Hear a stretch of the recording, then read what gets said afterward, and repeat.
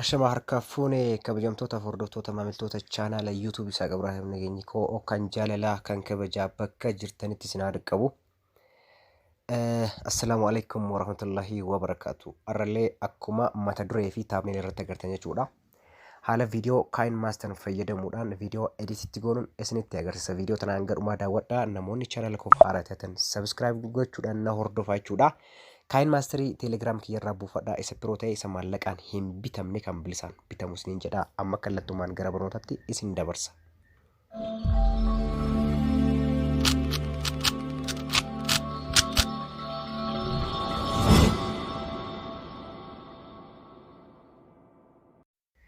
Tole kabajamtootaa fi hordoftoota maamiltoota chaanaala isaa Ibraahim akkuma calqaba isiniin jedhe Kine Master fayyadamna. Appilikeeshinii kanatti Telegrama kan koo irraa buufattanii chaanaala kan koo immoo Telegrama kan koo description boxii keessa isin jalaa kaa'aa mata duree barnoota kanaa jalaa argattu. Isa kana fakkaata. Isa kana erga buufattan booda ni bantanii eeppii kana appilikeeshinii Kine Master kan viidiyoo baay'ee edit kan namaaf godhu yuutubaroonni hedduun isaanii kana fayyadaman jechuudha. Bilbilaanis ta'e akkasuma PCdhaan kompiitaraan jechuudha. Kanaafuu achi booda iddoo mallattoo eda'uu ta'anii tuqna. Erga tuqnee booda filannoo kan YouTube reeshoo isaanii filanna.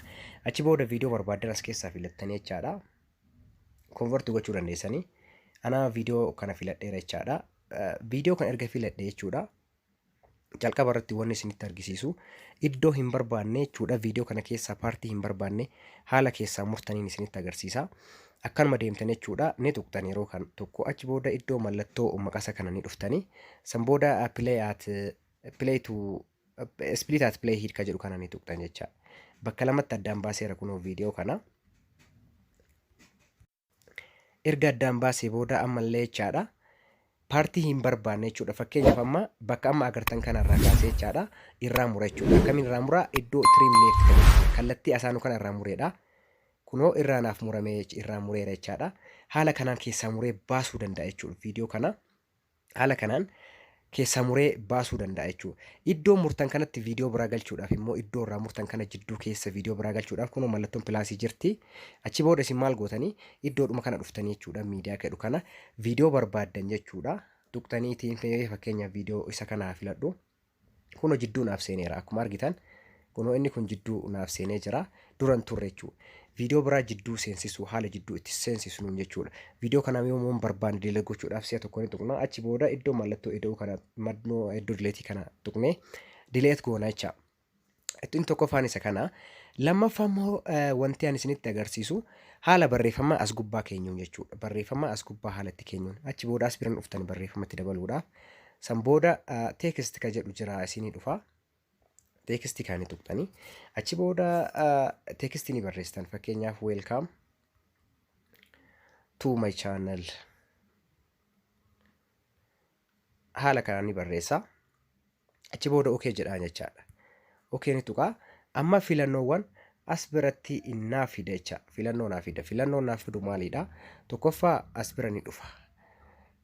Intini isaanii filadha jechaadha. Foontii jechuudha. Mee laatiin ka jedhu kana filadhuuti. Achi booda liidan hiil ka jedhu kana mee haa filadhu. Isa kana achi booda raayit godha. Kunoo filadheera jecha. Sana booda maal filadhaa? Kalarii filadha. As bira dhufee kalarii ni filadha. Mee fakkeenyaaf isa diimaa kana haa godhuuti. Kunoo diimaa naaf tahee jira.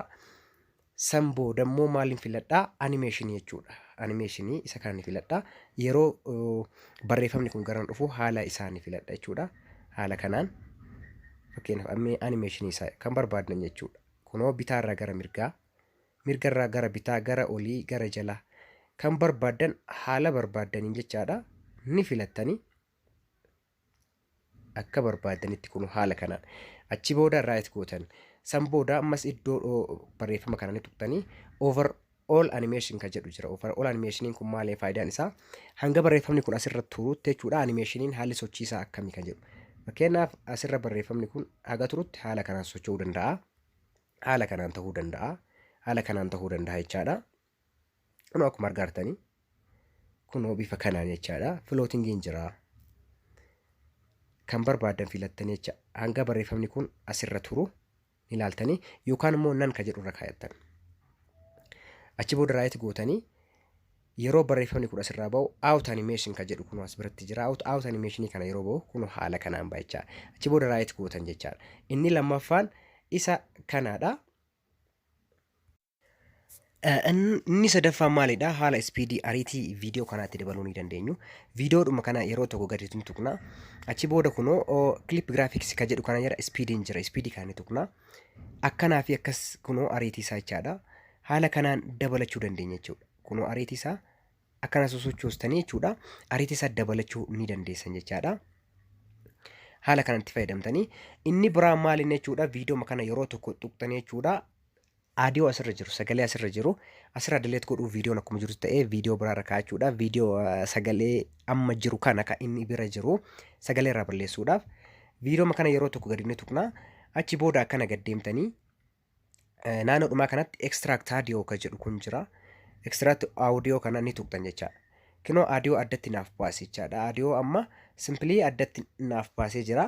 Amma audio kana barbaaddan yeroo tokko gadi tuqtanii jechaadha. Audio kana nan filattanii yoo barbaaddan delete gootan jecha. Audio sagalee isarra jiru, sagalee viidiyoo kanarra jiru yoo barbaanne jechaadha. Isa kana inni shanaffaan maalidha hoo jettanii jechaadha. Haala sagalee itti dabaluu fi itti hir'isnu, haala sagalee itti jijjiirru, akkaluma haala sagaleewwan adda addaa bifa bareedaan irra kaayyannu jechuudha. Akkana gadi siqtanii yoo jettan volume kan jedhu kun jira. Volume kanneen jechaadha. Dabalaa hir'isaa haala ittiin deemtanidha jechuudha. Kunniin amma sagalee isaa kana ol dabalaa, akkana ol hir'isaa, akkana deemtanii dabalaa hir'isaa jechaadha.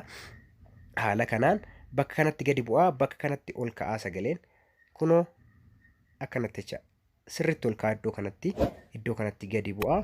Haala kanaan sagalee isaa guuttachuu dandeessan jechaadha. Inni jahaffaan maaliin jechuudha? Inni jahaffaani fakkeenyaaf iddoodhumaa kana leeyarii kana ni tuqna jecha. Leeyarii kana ni tuqtanii. Leeyarii kana erga tuqtan jechaadha. Amma as biratti jechuudha. Miidiyaa kan jedhu jira kun asitti. Viidiyoo biraa as gubbaan dabaluuf jechuudha. Iddoo kana ni tuqna. Viidiyoo tokko ni filanna jecha. Mee fakkeenyaaf Power Director kan jedhu kana keessaa. Isa kana keessaa viidiyoo tokko haa filadhu. Mee viidiyoo ishee gabaabduu ta'an ni filadha jechaadha. Inkoor naaf ta'aa jira. Naaf jijjiirra jechuudha. Estimate time remaining inkoor naaf godha kiliippii kana jechaadha. Kunoo naaf xumuramee jira. Viidiyoon kunis viidiyoo biraati. Viidiyoo lama walirra kaa'u jechuudha. Mee fakkeenyaaf tabsiisee isinitti agarsiisa jechaadha. Amma viidiyoo kana lachuuf viidiyoodha. Kunoo mee fakkeenyaaf amma haa taphatuuti. Viidiyoowwan lama wal bira kaa'e jecha. Viidiyoo biraallee barbaaddan kunoo gubbaan dabaluu dandeessan jechaadha. Haala kanaan irra kaayattanii. Inni torbaffaan immoo isinitti agarsiisu akkana viidiyoo keessan gara dhumaa kana keessan jecha. Viidiyoo biraa yookiin suuraa biraa as gubbatti dabaluudhaaf suuraa biraa yookiin viidiyoo dabaluuf iddoo kana ni dhuftanii achi booda miidiyaa kan dhuftanii tuqtanii viidiyoo biraa fakkeenyaaf Power Director kana keessaa ni filadha. Viidiyoo biraa asitti dabaluudhaaf fakkeenyaaf jechuudha. Mee viidiyoo kanaa filadhuuti. Kunoo isa kana ammaasitti dabaleera jechaadha. Kunoo dhuma kana irratti jechuudha. Viidiyoo kana dabaleera. Viidiyoon kun dura hin turre amma dabalame jecha. Kanaaf viidiyoo dhuma irratti yookaan calqaba irratti ni daballa. Achi booda raayitii goona. Calqaba kana irratti illee dabaluu barbaanne as isa kana xumurarra as gara mirgaatti sarkifna. Achi booda miidiyaa ka'e kana ni tuqna jechuudha. Kana inni 8ffaa wanni isinitti agarsiisu jechuudha. Haala aadiyoo asirratti yookiin sagalee as gubbatti dabaluu dandeenyu jechuudha. Achi booda maal goona sagalee asirratti dabaluudhaaf muuzikii keenya yookiin faayilii keenya keessa inni jechuudha. Iddoo kana tuqna. Achi booda faayilii tokko ka barbaanne as keessa inni ni filanna jechaadha. Barbaanne kan isinitti tole isin irra kaachuu dandeessanii. Ana mamee fakkeenyaaf zabeebal isa kana mee irraa kaadhuuti. Isa kana adii ta'eera jechuudha. Kunoo viidiyoon suni amma as biratti naaf dhufeera jechuudha. Kunoo isa kana naaf dabalameera. Mee tabsiisee isinitti agarsiisa.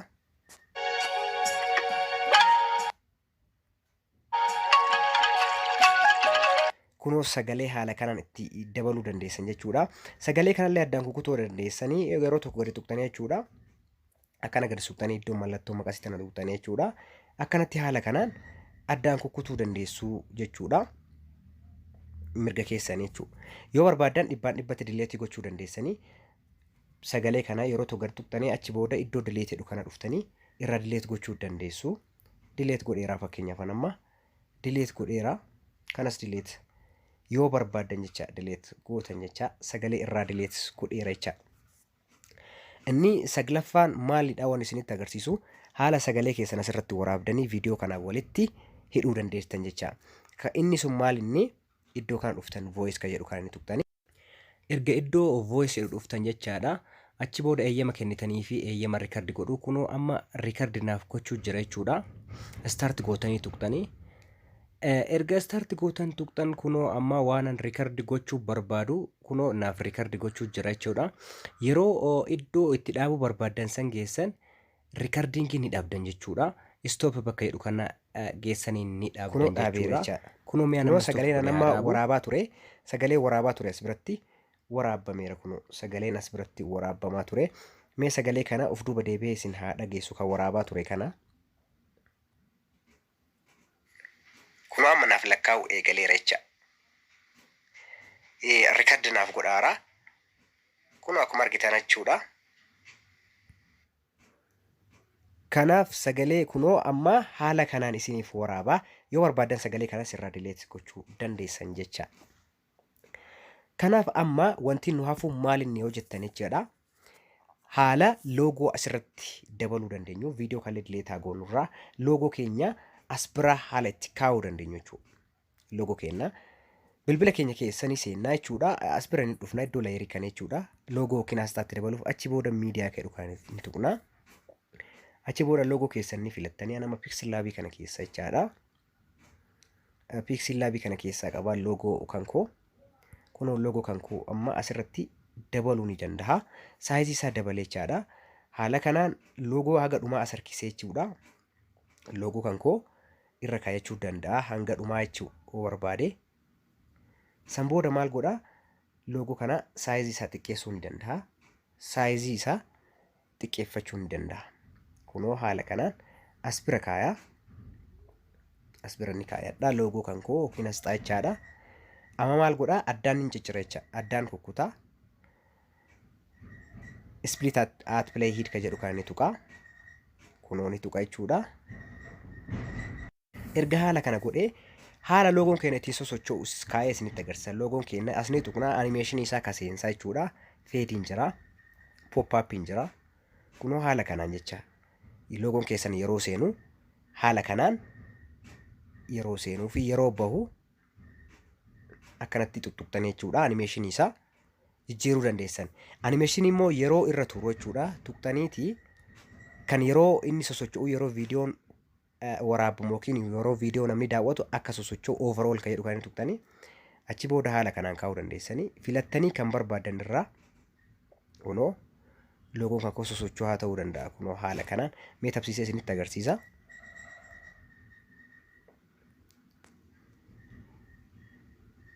Kunoo loogoon kan koo haala kanaan sosocho'aa jira jecha. Agartanii akkuma argartan kana jecha. Loogoo haala kanaan irra kaayyattanii. Kanaaf inni dhumaa wanti ani isinitti argisiisu maalidha? Haala viidiyoowwan koopiraayitii irraa bilisa ta'an daawunlood itti godhatanii asirratti dabaluu dandeessan isinitti agarsiisa. Kunoo iddoo kana dhuftanii jechaadha. Ni tuqtanii. Kunoo daawunlood godhatan jechuu iddoo kana achi booda bakka kana tuqtanii daawunlood godhatanii an amma waayifaayi fayyadamaa waan hin jirreef noormaalii jechaadha. Haala kanaan daawunlood godhatanii itti fayyadamuu dandeessu jechuudha. Dhuma irratti wanti biraa yeroo biraa kan isinitti agarsiisu ta'a. Amma wanti isinitti agarsiisu maalidha? Haala viidiyoo kana erga xumurtan jechuudha. Kwaalitii isaa itti xiqqeessuu fi guddisuu itti dandeessan. Kunoo iddoo mallattoo xiyyoo ilaaltu ni tuqxan jechaadha yeroo tokko. Achi booda haala kanaan isinii fida. San booda saayizii kanneen ni filattanii isa kana jechaadha. Akkana xiqqeessuu, akkana guddisuu, akkana xiqqeessuu fi akkana guddisuu. Haa export low export kan jedhu jira. Isa kana tuqxanii achi booda kwaalitii isaa kunoo 700 as biratti jira. 720, 540 haga 360 jira. Kunoo kunis jechuudha frame ratein, resolution fi frame ratein jira. Ni filattanii achi booda iddoo export jedhu kana tuqxanii viidiyoo keessan edit godhatanii gaalarii keessan keessatti save godhachuu dandeessan jechuudha. Kanaaf wanni isin hin galle yoo jiraate description box keessa telegramni kan koo jira gaaffii gaafadha. Xumureera. Assalaamu alaikum wa rahmatullahi wa barakaatu. Channel kan koo subscribe godhaa.